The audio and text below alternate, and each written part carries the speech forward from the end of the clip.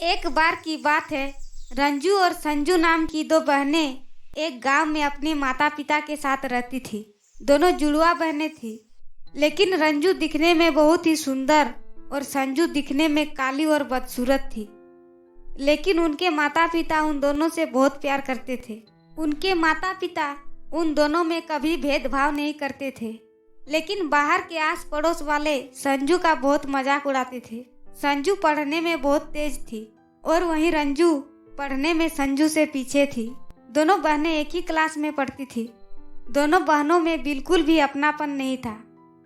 रंजू संजू को थोड़ा सा भी पसंद नहीं करती थी। एक दिन रंजू और संजू एक ही क्लास में बैठी थी। तभी संजू रंजू से कहती है, दीदी मैं कलम लाना भूल गई, क्या तुम मुझे एक कलम दोगी? बिल्कुल नहीं दूंगी, तू जा किसी और से ले ले, मैं तुम्हें कलम नहीं दूंगी, काली कलोटी। थोड़ी देर बाद दोनों बहन स्कूल से घर आती है। तभी रंजू अपनी माँ से कहती है, माँ ये काली कलोटी से कह दीजिए कि आगे से स्कूल अपना सारा सामान लेकर आएगी। आज स्कूल में इसकी वजह से मेरी कितनी इंसल्ट हुई। ये तुम कैसी बातें कर रही हो रंजू? ये तुम्हारी बहन है और तुम्हें इसका साथ देना चाहिए, ना ही दूसरों के साथ मिलकर इसका मजाक उड़ाना चाहिए, समझी?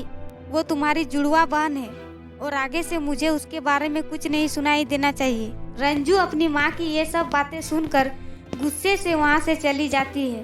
फिर थोड़ी देर बाद रंजू की माँ उनके कमरे में जाती है और कहती है, आज कमला मौसी की बेटी की एंगेजमेंट है और हम लोगों को वहाँ चलना है, तुम दोनों तैयार हो जाओ। माँ मुझे इस काली कलोटी के साथ नहीं जाना, अगर वो वहाँ जाएगी तो मैं वहाँ नहीं जाऊँगी। रंजू तुमसे कितनी बार कहा है कि वो तुम्हारी जुड़वा बहन है और वो तुम्हारे साथ ही रहेगी, तुम्हें ये बात समझ क्यों नहीं आती है? मैं तुम्हें आखिरी बार समझा रही हूँ कि तुम्हें उसके साथ ही रहना चाहिए, ना कि उसका मजाक उड़ाना चाहिए। देखिए माँ, मुझे ये बिल्कुल पसंद नहीं है।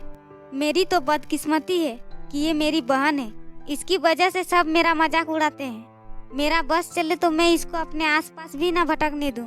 ऐसे ही तीनों पार्टी में जाने के लिए तैयार होने लगते हैं और तीनों तैयार होकर बाहर आती है।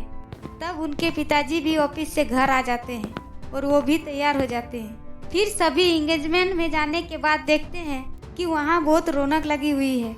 सभी बहुत सुंदर सुंदर कपड़ों में वहाँ आए हुए होते हैं और संजू वहाँ अपने सीधे सिंपल कपड़े में बदसूरत दिखती है, लेकिन वह अपनी माँ को खुश करने के लिए वहाँ जाती है। सभी वहाँ बहुत मजाक करते हैं और फिर सभी वहाँ से घर आ जाते हैं। रंजू और संजू के माता पिता आने के लिए बाहर निकलते हैं। तभी रंजू के पास एक बूढ़ी औरत जाकर कहती है, बेटी मैं बहुत भूखी हूँ, 3 दिनों से कुछ नहीं खाई हूँ। तुम लोग पार्टी से आ रही हो, तुम अंदर से मेरे लिए एक प्लेट खाना ला दो ना, तुम्हारी बहुत कृपया होगी।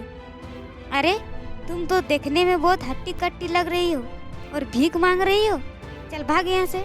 रंजू उस बूढ़ी औरत को धक्का मारकर गिरा देती है और वहाँ से चली जाती है। तभी संजू आकर उस बूढ़ी औरत को उठाती है और फिर अंदर से एक प्लेट खाना लाकर देती है। बूढ़ी औरत खाना खा लेती है और एक परी के रूप में बदल जाती है। परी को देख संजू घबरा जाती है। कौन हो तुम? तुम तो कोई जादूगरनी लग रही हो।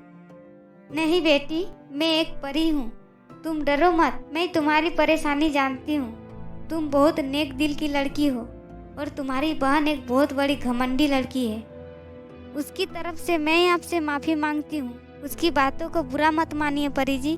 मैं तुमसे बहुत खुश हूँ और तुम मेरे साथ चलो, मैं तुम्हें कहीं ले जाना चाहती हूँ। इतना बोलकर परी संजू को एक खुली जगह पर ले जाती है और वहाँ एक नेल पॉलिश का एक घर प्रकट करती है और संजू से कहती है, बेटी ये एक नेल पॉलिश का घर है, तुम इस घर में जाकर एक नेल पॉलिश अपने हाथों में लगाओ, उसके बाद तुम उस नेल पॉलिश से बहुत ही सुंदर दिखने लगोगी। उसके बाद संजू उस नेल पॉलिश के घर में जाती है और वहाँ से एक नेल पॉलिश लेकर अपने हाथों में लगाती है। नेल पॉलिश के लगाते ही संजू एक बहुत ही सुंदर लड़की में बदल जाती है। तभी फिर परी उससे कहती है, बेटी मैं तुम्हें और एक जादुई लहंगा दे रही हूँ। ये एक जादुई लहंगा है और तुम इससे अपनी सारी ख्वाहिशें पूरी कर सकती हो। संजू उस नेल पॉलिश और उस जादुई लहंगे को लेकर अपने घर आ जाती है और घर आकर उस लहंगे और नेल पॉलिश के बारे में अपने माता पिता और बहन को बताती है उसके बाद संजू अपने कमरे में जाकर उस लहंगे और नेल पॉलिश को रख देती है।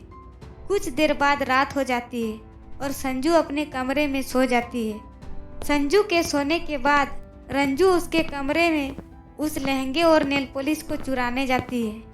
तभी उस लहंगे से एक छड़ी निकल आती है और रंजू की पिटाई करने लगती है। रंजू की चीखें सुन संजू उठ जाती है और रंजू से कहती है, अरे रंजू, तुम इस लहंगे और नेल पॉलिश को चुराने आई है? तू नहीं सुधरेगी ना। रुक, तुझे मैं अभी बताती हूँ। मुझे माफ़ कर दे संजू, मैं आगे से ऐसा नहीं करूँगी और मैं हमेशा तुम्हारे साथ ही रहूँगी। इसके बाद संजू उस लहंगे और नेल पॉलिश की मदद से हमेशा खुश रहती है और अब उसका कोई मजाक भी नहीं उड़ाता है। हम लोग की वीडियो को देखने के लिए लाइक करें, सब्सक्राइब करें। Thank you.